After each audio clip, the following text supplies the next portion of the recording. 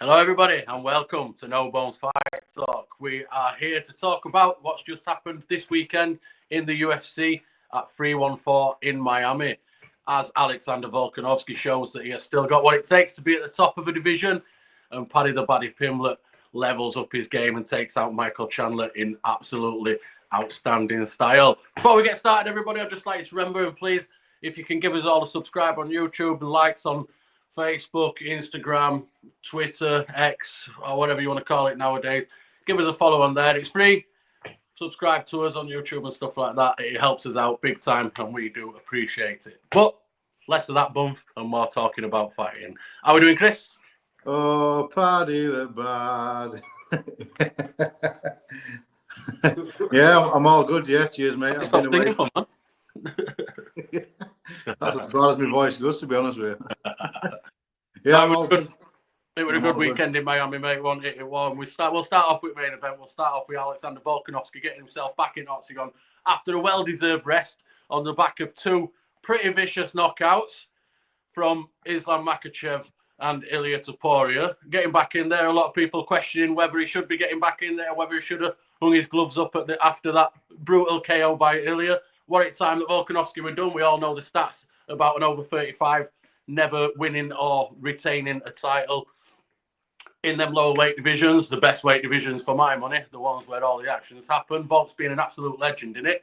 He made a comeback against an up-and-coming guy, Diego Lopez, a guy that everybody's got a lot to say about, not only about his hair, but about his fight skills as well. I mean, it pretty much deserved shot, really, wasn't it, for Diego Lopez, but Volkanovski were looking like Volkanovski as old, mate, wasn't he?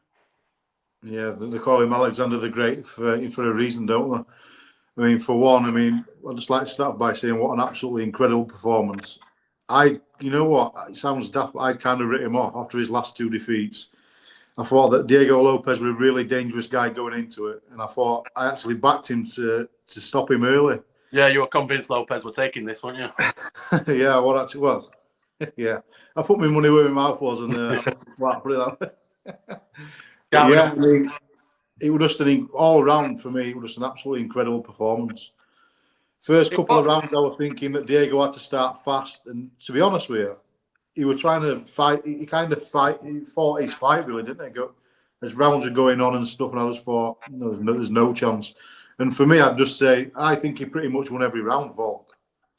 I've got him down as winning 4 out of 5. I think at round 4, when he was chasing Volkanovski around Octagon sort of mid-round, Volkanovski seemed to be just trying to get out of the way of him for a bit. So I did give Diego Lopez that, but 4-1 to Volkanovski against an up-and-coming young guy like that is, as you say, a great performance. And to come back in that fashion, I mean, how it would have, for me, like a punch perfect performance from him. Them swings that he were making, they looked solid. When he were dropping them and landing them on Diego, on Lopez's chin and stuff like that, they looked really solid. He had him backpedaling several times, didn't he? You know, when they do trying to stay on the feet and pedal back about 8 steps at a time, and he hit him with that a few times. And the strength and the power that he's still getting for such a little dude, man, it's incredible. Yeah, I mean, fair play to Diego. I mean, he took him well. He never really looked like he was in major trouble, Diego. For me, it looked like a masterclass from Volk. His footwork, his movement, in and out, you know, circling off. He won't really. If he were to stand there and just trade, for argument's sake, first couple of minutes at first round, it's game over. I think. I think he needed to come out a lot faster. I agree with you. He was slow to come out with Lopez, and I think that was his mistake to start with, because Volkanovski, he's got to have been a bit cautious after getting knocked out twice last time. And Lopez, I mean, there was some big exchanges from both of them in that first round. And Lopez did land a couple. Maybe that gave Volkanovski the confidence to say, listen, he hasn't knocked me out. He's landed. He hasn't knocked me out. I've still got it. Here we fucking go. I'm not sure, you know. He wasn't giving him a chance, though, was he? Well, he were kind of staying in pocket, but only briefly. Then he were moving off. Really wise. I mean, especially what happened in his last couple of fights. I mean, for me, like I said, it was a pitch punch performance, really. Even with takedowns, I heard somebody say, "Oh yeah, you know, with forward pressure of Lopez and stuff, he should have probably given more rounds." I'm thinking, what are you talking about? And takedowns, what Volk were doing, he were half doing that just to keep him guessing. I thought, because I think he only landed 1 out of about something ridiculous 50. I can't remember the stats exactly. It was like 1 out of 14 or something takedowns. But for me, you weren't doing it. You were doing it to mix it up rather than to force a takedown. If that makes sense. Yeah. You know, it's not always there. Not actually going for it to take him down because he fancies a wrestle. It's there, as you say, because if he just becomes predictable every time he walks forward, and fair play to Diego, was right up to the final buzzer. He was still walking him down. He was still going forward, showing the warrior that he is, and that we've come to know him to be. I think he just wasn't ready for it, was it? No, he wasn't. He looked a little bit out of his depth. I thought, you know, if you were to look at it from like you've never seen these two guys fight before, you think you're in different leagues. I mean, he were a well-deserved opponent. He were well-deserved to have that opportunity for that vacant title at the time. But yeah, like you say, on the night, it did look like levels, didn't it? Oh, I thought so, yeah. Big levels. So on aftermath of that, thinking about what we've got, if you look at Volkanovski now, if you look at the guys underneath him, he's once again the champion in that featherweight division. Obviously, it's been mixed up a little bit by Ilia Topuria vacating and moving up to lightweight, which we'll get onto in a minute in that incredibly stacked division, which Ilia has just injected himself into. But Volkanovski now, if you look at the guys underneath him, he's beat Max Holloway 3 times. He's beat Lopez. Ilia Topuria's gone, as we've just said. He's beat Yair Rodriguez, who had a good result this weekend, and we'll get onto that again shortly. So that takes us down to number 5 ranked, Movsar Evelev. Something to fight for. Movsar's still got a 0. Maybe that's a bit of motivation for Volkanovski. Where do you see his next opponent coming from? Lerone Murphy, maybe going down to people like him, who's ranked at number 8 now. He's had a good little comeback after his injury. He's going strong. I mean, where does Volkanovski go from here?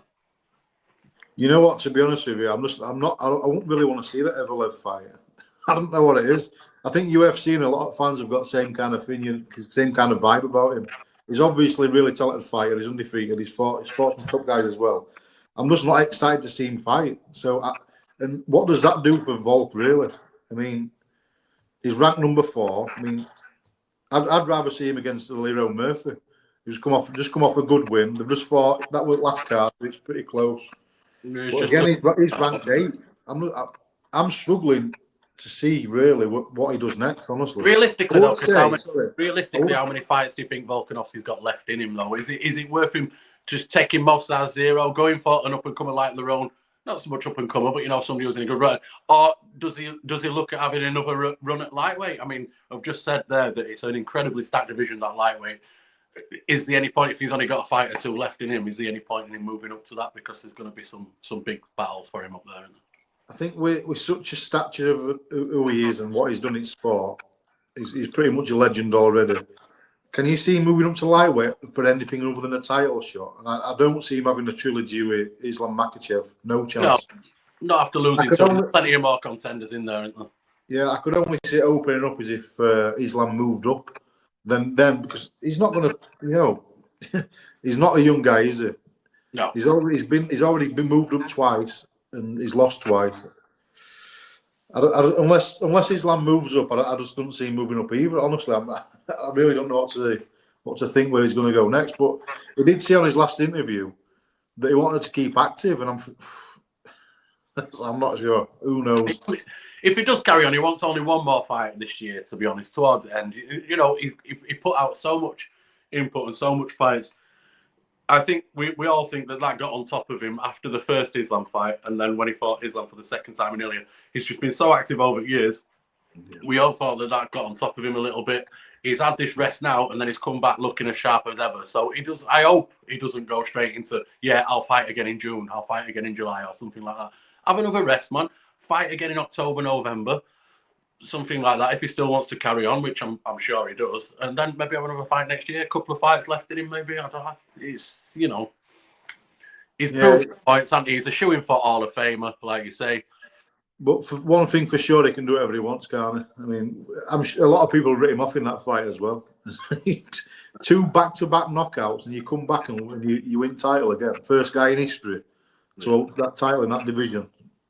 And as we say, at that age, no one's ever done it in those lower weight divisions. Nobody's ever done it over 35. Volk's now 30, I believe he is. Nobody's ever won or defended one in the sort of featherweight. Up to welterweight, I think it is. Nobody's ever done it. Volkanovski is now the first person to do that. And he's been one of the most impressive stars over these last 5 or 6 years. Alexander Volkanovski. He's took out anybody that UFC's put in front of him. He's stepped up to fight the number one pound-for-pound king at the moment twice, Islam Makhachev. A lot of people thought he won that first fight. It was very close. We'll not get into that. That's been done a million times. Obviously, the second fight, that was put to bed completely. But yeah, he's such a legend. Like you say, he's called the Great for a reason, and that was a great performance this weekend. And it'll be exciting to see what comes next for him, but we all do wish him the best in that. So let's move on to the co-main event, the people's event, the one that everybody's been talking about. Paddy Pimblett leveled up. There were plenty of talk pre-fight about this fight. All the Americans thinking Paddy's going to get murdered. It's one step too far. English folk backing Paddy. I mean, he's got a lot of fans across the pond as well. You could see that on the night. But what a performance, man. He's leveled up his game, has he not? Oh, for sure he has. I mean, I watched that, obviously. I watched it on TV. I woke up early hours in the morning. I just thought, going into it, what did you think? We slightly edged Paddy, didn't we? I thought Paddy would get him because he's a little bit bigger, and you could see that he's changing mentality. He stopped, like I did a little video pre-fight for him all, and he has stopped that insane blow-ups and stuff now, and he just looked like he's zeroed down and focused a bit more this time. I don't know what they're feeding him at Next Gen in Liverpool, because at the moment it is on fire, that place. There's a long list of people in there. That place is on fire, and whoever's been working with Paddy on his striking, it looked 10 times better than what it has done recently. Those kicks keeping him at bay, his punches as well. He must have been working his striking. He looks another level at the moment from what he has in the previous. His timing's come on hell of a lot. I mean, that big knee that he caught him with. I mean, timing on that was incredible. And yeah, he's not so much wild on feet, but he's unorthodox, isn't he? How he throws his punches. You know, they're not like straight lines, like looping shots. Yeah, they come from anywhere. He's got a bit like a rush kickboxing style as well. When he rushes in with like a bit of a combination, I really like that. But that's it. Critics will talk about him leaving his chin in air, which there's no doubt he does. He leaves it in there. But again, as I touched on the video before, he's so fast. He gets in, he gets out. People ain't got time to hit that chin. And when he has been hit in the past, he's shown that he has got a chin on him. You know what I mean? There's a reason why he's never been knocked out. And, you know... I thought you were going to drop that in there. Your Scousers don't get knocked out. Scousers get knocked out all the time. I've knocked a few out, mate. You know what I mean? They get knocked out all the time. But let's not go too far. Ask George Masvidal. Yeah. Anyway, we digress. I'll ask Darren Till if you want. Sorry, Darren. But yeah. Yeah, I mean, no, but he just looks like he's leveled up. He looks like that focus is zoned in. And it looks like he's got himself into rankings, into top 15. He's thought, hang on a minute. He's cashing it in. He's getting performance bonuses, fight bonuses, every single fight he has. He's one of the biggest stars coming through there now, not only in this country, but over in America as well. Those guys love him. The roof comes off when he walks out and starts banging it about with his dance and stuff like that. Everybody loves that shit, man. Paddy's in town to stay for a while. Oh, for sure he is. I mean, it's all his persona. It's everything about him, isn't it? He looks like one of the Beatles, doesn't he? Blonde-haired kid. You know, he's got obviously he's a Scouser. Everything about him, his walkout. I've been noticing. I think so many people, and I think even fighters underestimate him. You know, when they see him and he's bouncing about and he's got this music going, air flying around. And I think they look at him like he's a bit of a clown. But when you watch him as he gets close towards fighting, he has that little switch. And his hair's braided. And you can see fire in his eyes, and he's the change in his face from his walkout with his bouncing around and stuff like that. But as soon as that intro comes in, you see his face just go focus. Yeah. I think when he gets to fight night, they think, "Fucking hell, what am I in with here?" I think he actually surprises a lot of guys, and for sure, Chandler was surprised because I mean, first round Chandler had a bit of success in first round. He took him down. I think hit him with a good shot. Well, that's it. Let's talk a little bit about the fight. Yeah. The fight itself and all the build-up, and obviously that's one thing. But the fight itself, it were a good matchup. A lot of people thought it were a good matchup for both guys. They wanted to see where they were at. As Chandler reached his ceiling and is on his way back down, this is a real big test. King Green were a big test for Paddy, but this was a real big test. They come out straight away, and Paddy knew that game plan. Chandler is dangerous. He can bang. But straight away, them kicks, they were just keeping him at distance, weren't he? You could see that Next Gen with his guys over there, they've worked on that and the game plan. You could see it unfold perfectly, couldn't you? Yeah, you could see he was chewing that calf kick one up on front leg, wasn't he? You could see what it affected him a little bit. It bruised as well pretty early. But yeah, like I said, he had a bit of success in first round, Chandler. He took him down. You could argue he won first round. I probably did with octagon control, really. Didn't do much damage. But then towards the end, towards the end of that fight, when Paddy started throwing these flying kicks and stuff like that and chasing him around, and I think at that point is when I thought, he's looking good here. Paddy's got this. Oh, well, I think it was second round. There was a bit where he turned Chandler and took him down. He gripped, he kind of ragdolled him and hit him with a few shots, and I thought, there's absolutely no chance of winning this. End at second round, and he's dropping them elbows on him once he took him down. I think Chandler was saved a bit by Bell. Had there been a minute more to go, 30 seconds even, it might have been round 2 rather than round 3, yeah. It looked to me as well, I don't know what you thought, but it looked like Chandler blew himself out a bit, because Paddy's such a big lad. I don't know what he weighs in during fight, but he's a massive lightweight, Paddy, that's for sure. And it looked to me by that first round, kind of, Chandler blew his load a little bit. That's what it felt like a little bit. Not taking anything away from Paddy, obviously, but he looked, as soon as Paddy got his hands on him, then it looked like he were done. Well, nobody was that to Chandler. He manhandled him. Well, that's it. He surprisingly went for a takedown sort of mid-round 1, didn't he, Chandler?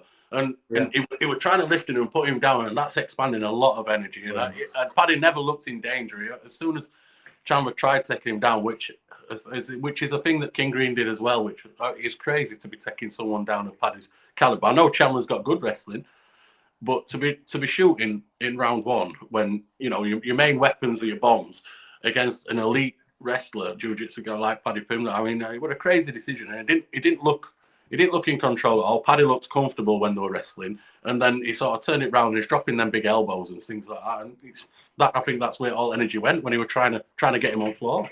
Yeah, that's what I thought as well. It looked like he kind of blew his load a little bit in first round. But yeah, Paddy, I mean, like you said, his striking's come on leaps and bounds.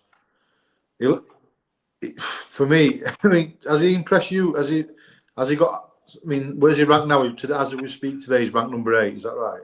He's coming today at number 8. I thought it'd be number 7, but no. Has he surprised you? Because when he wasn't ranked, I mean, I can't remember. We've kind of always had his back, haven't we, in podcasts when he was getting all that shit after Jared Gordon fight and stuff.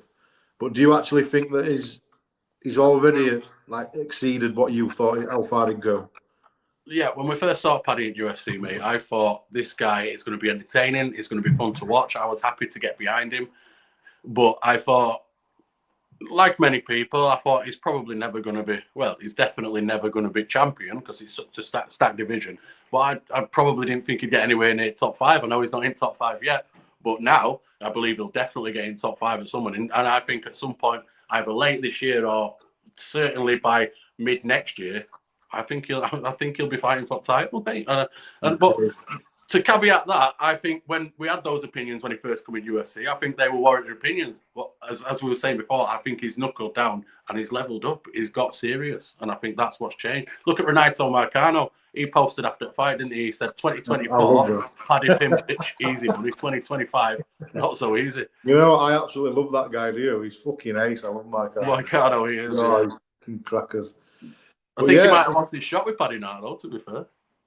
Well, for me as well, lightweight division needed that because obviously you've got them top guys. I mean, when we might have had that opinion of Paddy, we might say he might just get into top between. I think we said before, he'd get into rankings, which probably between 15 and 10. We didn't think back then, looking at them lightweights, they're still the same kind of bunch now, but obviously they've all aged and that, and Paddy's improved.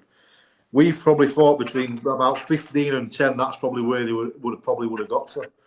So yeah, I think he has probably succeeded. He has, he's impressed and he's done better than probably we thought. And certainly, if Islam Makhachev moves up to welterweight, which I think he will. I don't think he will soon, but I think he will move up there eventually. And if that's within the next 12 months, and that opens the door big time. Like you say, with some of these guys, we'll talk in a second about how stacked this division is, but it's on the edge of 90% of them guys hanging up the gloves. You know what I mean? So let's talk a little bit about that. If we look at the top end of this division, what is next for Paddy and what's next for some of these other guys? The top of this division, if we read down, it goes Islam Makhachev, Arman Sarukian, Justin Gaethje, Dustin Poirier, Max Holloway, Paddy Pimblett, Charles Oliveira, Dan Hooker, Ilia Topuria, And then you can even chuck Renato Moicano and people in there. That is a stacked division. There is a lot of fights. There is a lot of fights to make there. Let's start at top. Who do you think Islam Makhachev fights next? Who do you think deserves that title shot? For me, it's Justin Gaethje. Yeah, I would have said Gaethje, or I'd say, Oliveira were due to fight him again, weren't they? And then he fell off. So for me, it'd be one of them two next. Well, I think with Gaethje, he's had that one title shot against Khabib, obviously fall short against someone like Khabib, but he's done some good things since. Obviously, there was a spectacular knockout from Max Holloway, UFC 300 that put him back a little bit. But if you look at people that Islam's fought, Arman Tsarukyan is going to be taking a step back a bit because he pulled out of his last scheduled fight. As much as I think Justin Gaethje and Paddy Pimblett as a fight would be exceptional to watch, I do think Justin should get next shot, in my opinion. Yeah, I agree. And it looks like there's a big rumours about Dustin Poirier's final fight being in Louisiana as a decider against Max Holloway, which I'm here for that. Take my money. It's 1-1. Have a decider fight. I think that's a great fight for Poirier's final fight. Although I do think Paddy would take out Dustin Poirier. It would be good. But I'm taking Paddy against Dustin all day long. To be fair. Have you been on juice all day or what? Mate, he's taking Dustin out. I don't care. He's too good for him. This version of Paddy Pimblett beats this version of Dustin Poirier, I'm telling you now. Yeah. And then, so that leaves Charles Oliveira. Like you say, he might get that next shot as well. Who would you like to see Paddy fight next? And who do you think makes who would you like and who do you think makes the most sense? I think it can make a bit of sense. I mean, if you look at somebody like Dan Hooker, Dan Hooker's ranked above him in 6. Yes. I don't think he's just coming off an injury. I think he was scheduled to fight, but he had a bad injury. So he's got nothing booked. And then for me, obviously, you'd want to see him against any of these legendary names, Hall of Famers, future Hall of Famers, legends at game. But Arman Tsarukyan, what do you do with him? Because imagine if Paddy beats him. If Paddy were to fight him and beat him, I mean, without a shadow of a doubt, he's fighting for title next. Oh, absolutely. But could you say that for any of them top 4 or 5? Then probably could. So yeah, I mean, I'd love to see him against Gaethje. I think that'd be fucking outstanding. And Charlie Olive's against that. You know, he called him out, didn't he? Not to know. He says he's best submission artist UFC's ever seen at that sort of weight. And he says I disagree because I'm here now. That would be a spectacular fight, and it'd be great for Paddy. One other thing that I want to throw in there is I think Ilia Topuria has got to have one fight before he gets that shot against Islam. And it's going to be someone that's around the number 5 mark. They've got that beef. Yeah. That could be made. I could see UFC making that. It'd sell tickets all over the world, no problem. But I also think they might save that. I think that might be a vacant title bout if Islam moves up. How good is it? I mean, we're all buzzing, obviously, wanting to do well. What he's just done, Paddy, and it's not even just his performance, he's opened up that division, really, because after that performance, you can put him against anybody in that division.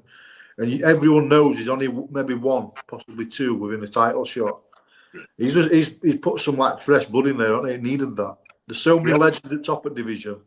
I mean, underneath it, you've got that Fiziev, Rafael Fiziev. He's an animal.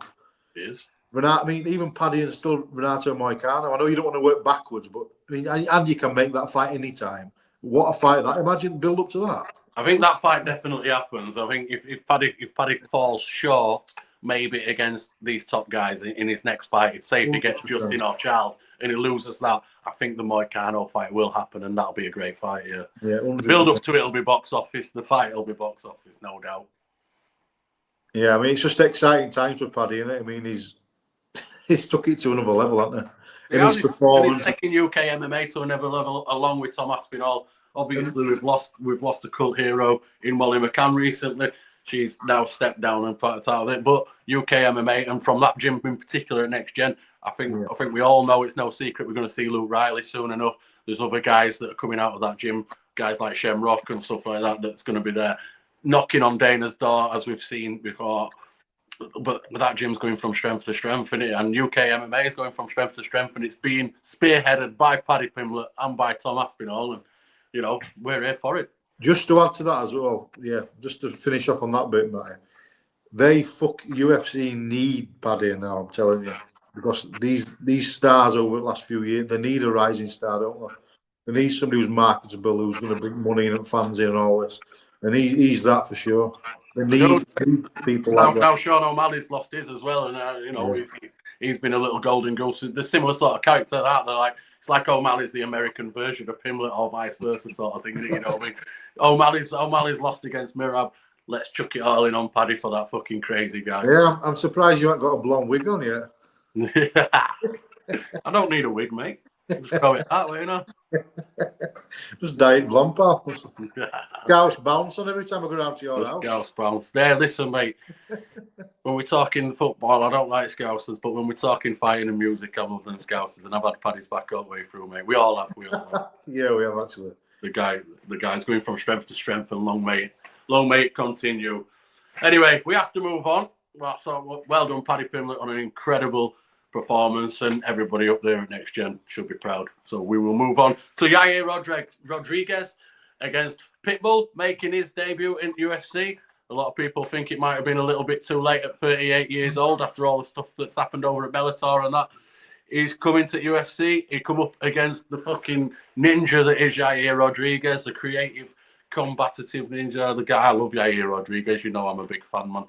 And I mean, he's not won for a couple of years. He's had a bit of an hard time with it. He's come up against Pitbull, and it proved to be levels, didn't it? I think from coming from Bellator to coming to UFC, I think although he had a little bit of success, he was out of his depth, wasn't he? He looked out of his depth, yeah. He didn't even look the kind of top 10 UFC level, did he?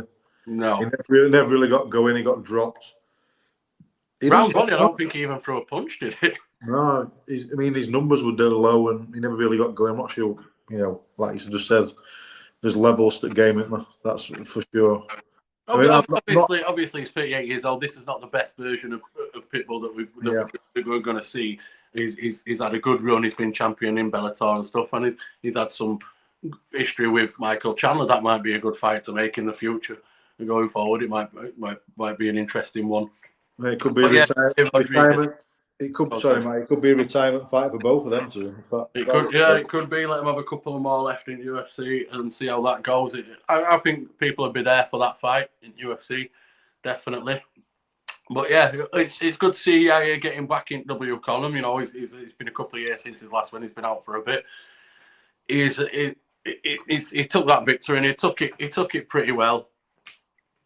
He looked smooth, didn't he? He looked really smooth, to be fair. He were doing all his moves and his fucking mad ninja shit that we all enjoy to see. And he looked like he were back. Yeah, he looked really good. Had he had a year out, is that right? After losing to Volk? Yeah, his last fight of a year, but he hadn't won for a couple of years. He lost before that as well, didn't he? Yeah. I'm not sure where that division goes as well, to be honest with you. In fact, I'm talking absolute garbage because I think Lerone Murphy and Yair Rodriguez would be an incredible fight. Yeah. Murphy at minutes ranked 8. Yair's ranked what?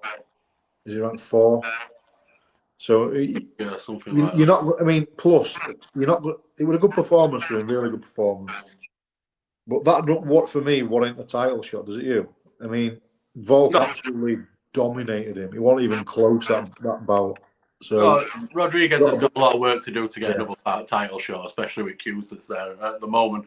I mean, I think they mentioned it on commentary at time at the end of it. The guy who will get on to next fight is Jean Silva, another fighting doing well. He's got himself into rankings today. I think that would be a very good fight against Yair. I think it was Rogan or somebody that brought it up at the time, and I agreed that would be a good fight for sure. Yeah, it might have been our boys at Fight Disciples. They're always knocking good content out, aren't they? Yeah, Something to look to, isn't it? How's that? We're always on text, aren't we, us boys? Yes. Cheers for your support, Fight Disciples. We appreciate it. Yeah, we're looking for sponsors. Yeah, we are. If you need any guests, sort of like that, you know what I mean? If you want to take our relationship to the next level, we appreciate you reaching out. Okay. Yeah, why not? Yeah, I mean, for me, just openly begging for us friends. Let's be friends. Yeah, Bryce Mitchell, he looked way off him. I think let's get onto that as we're talking about John Silver. You know what I mean? Another one of these fight gigs that these guys are coming through. Bryce Mitchell, obviously as mad as a fucking box of frogs, absolutely controversial as a motherfucker.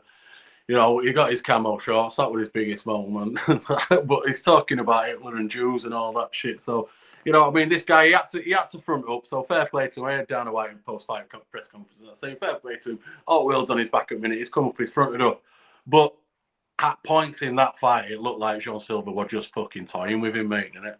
Mate, it looked ridiculous. It looked like they were not even saying, I don't know, mate. Watching an amateur, wasn't it, against the top level guy? You are. He was having so much fun there. He was doing whatever he wanted with him. I didn't expect that, to be fair. I thought if he were to win, he'd have been knocking him out because he's had some vicious knockouts. And as bad as Bryce Mitchell is, he's a good fighter. You know what I mean? He's ranked. Yeah. You know what I mean? He's a good fighter. Yeah, he is. Yeah, but I mean, he looked way off him. I mean, the one bit I didn't like what he was doing is with all this barking and all this shit. I wonder what the fuck was going on, to be honest. You know, when he kept barking, I'm thinking... Yeah, getting on cage, it must be something that they've talked about doing, maybe, and he's trying to kick it off. It was a bit weird, that one. Yeah, he certainly didn't have the same chill to when Rampage Jackson used to walk out with a big chain on his neck, owl, you know, Green Wolf. I mean, that was brilliant, that. Yeah, that would have been weird. I'm liking the nerd glasses and that, though. That's a nice little touch from that Jim Rogan wearing them and that. Like, that's nice. Yeah, we'll have to get some of that. Yeah. But yeah, it's exciting times for him, isn't it? Did you hear that bit of a tale going around today that he'd been in touch with Dana White saying he won performance at night for that fight? What fight at night he got? No. Yeah, performance at night for from the Paddy and fight at night for Volkan Diego. Yeah, that was it, yeah.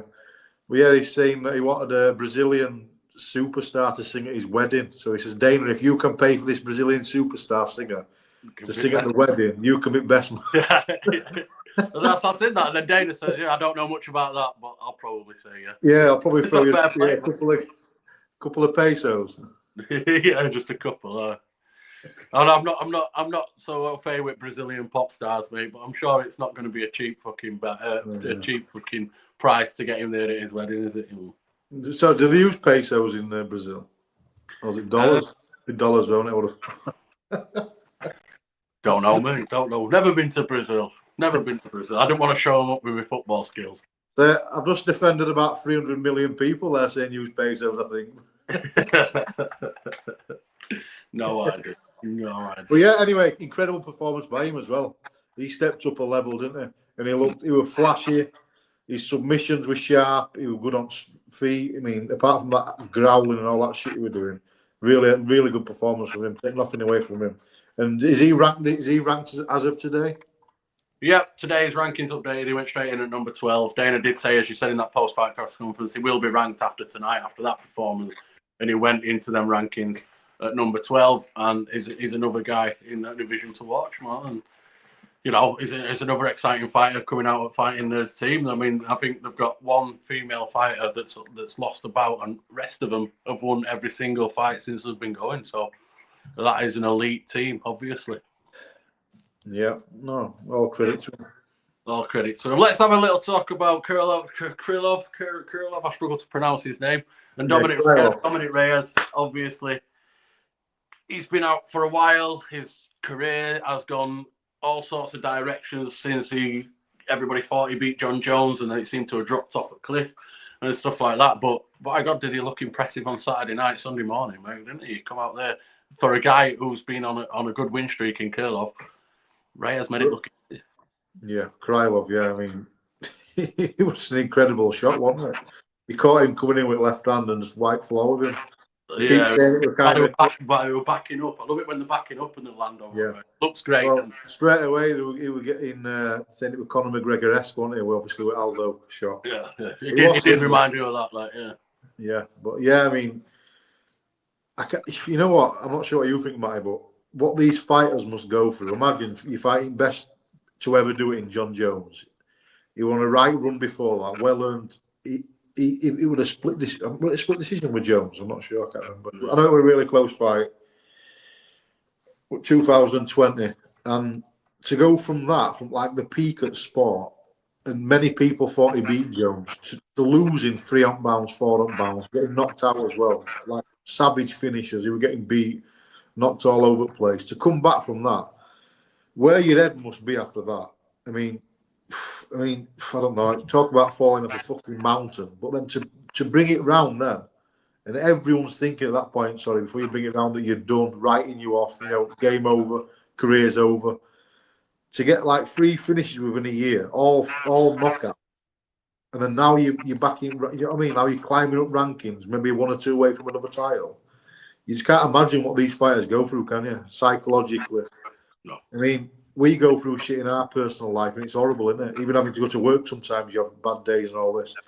When you're a fighter and you're a trained killer, and your ego's sky high, and obviously financially and everything, like I said, you're fighting John Jones. In many people's eyes, you're beating him. He thought he beat him. The mental toll it must take for him to do all that training to get to the very top, to fight the guy, and to look like you've got a victory over, and then to have that snatched away from you. Mentally, that's got to do a lot, and for you to recover from that, that's what champions are made of, mate, isn't it? That can be the difference, how you bounce back from stuff like that. And it seemed, obviously, I don't know about Reyes' personal life and stuff like that, but it seemed that he didn't bounce back very well from that. But hopefully now, for his sake and everybody and our sake as wanting his entertainment, he's turned that corner and he's come back with a good win there, and he'll inject some much needed life into that light heavyweight division as well. Mate, you could see. I mean, light heavyweight division, you could just see it needs that as well. That's another division for me that needs a bit of fucking energy into it, and you could just see what it meant to him. That, couldn't you? You could see emotion in him, like as Volk as well. I mean, again, what Volk's gone through. I mean, he's been crying and all. I mean, crying on live TV. He went through, a bad spot, and for him to come back as well, emotion that goes through him, mate, when they win, it's fucking. But it's such a quick turnaround, mate, isn't it? You look at people like Kamaru Usman. He went from pound for pound #1 as soon as Leon Edwards did that headshot. And that the fall from grace was dramatic. Izzy Adesanya, the fall from grace has been dramatic. Yeah. Dominic Reyes himself, the fall from grace. I know he didn't actually win that title, but the fall, it can be so. You hit that pinnacle, and then once it gets taken away from you, whether it's subconsciously or not, your drive is completely different. And to get that. That's why these guys who've won a championship, lost it, and then won it again and come back like Volkanovski has done. Fair enough, he didn't come back and beat Ilia Topuria, who took it off him or anything. He fought for a vacant belt.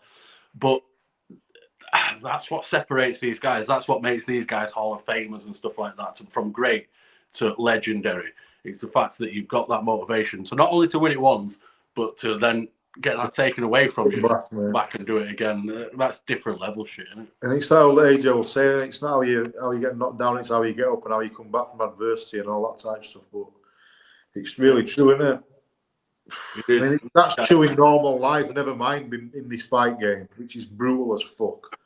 You're only as good as your last performance. Couple of wins, everybody's forget. I mean, Volk got knocked out twice against 2 elite guys, and I thought he would done.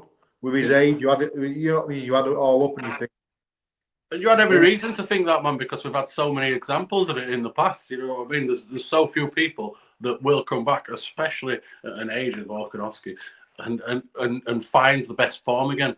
You know what I mean? I've got so much respect for them guys that do that, and people like Alex Pereira, for example, who fucking hit rock bottom and then found that motivation to become a superstar. You know what I mean? It's crazy. Yeah.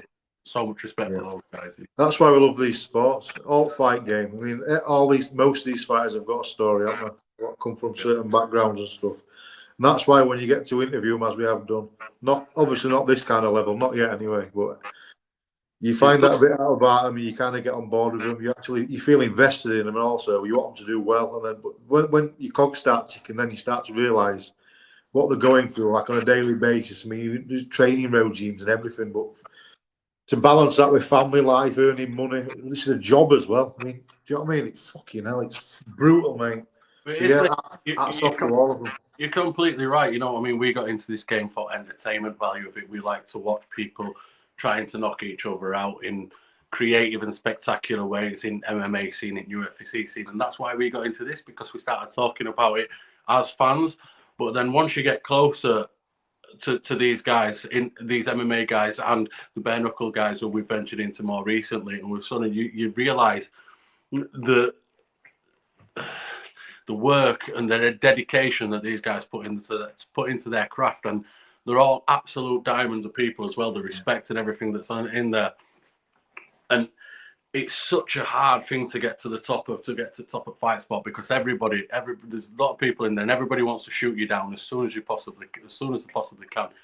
And for anybody to reach any kind of big level is amazing, but then to level it up like people like Paddy have done this weekend, and to keep going, to get to the very top, get it taken away from you and go again, it is incredible. And these men and women are machines, absolute machines for doing it, and doing it all for themselves and for their passion and for their families and stuff like that. But again, ultimately for our entertainment, and I think that gets taken for granted a lot. And respect should be put on name of these fighters. Every single one of these guys that get into an octagon, get into a ring, get into whatever fucking shape, a triangle or whatever they're trying nowadays. You know what I mean? But, you know, they get in there for our entertainment ultimately.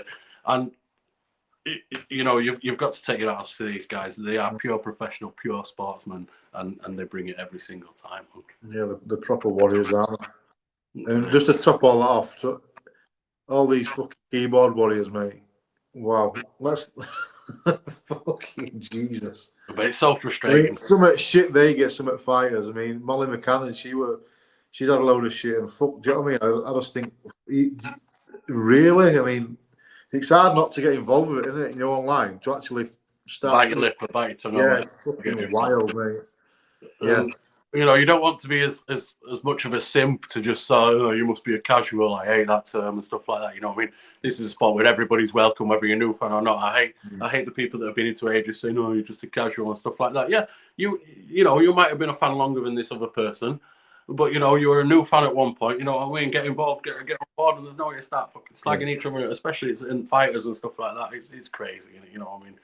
Yeah, it's about opinions. At the end of the day, we all love sport. Even them twats who are all keyboard warriors, they love sport, really. No, because they're watching it all the time. Do you know what I mean? It's just they try to be, you know, anyway. We probably shouldn't end it on that, should we?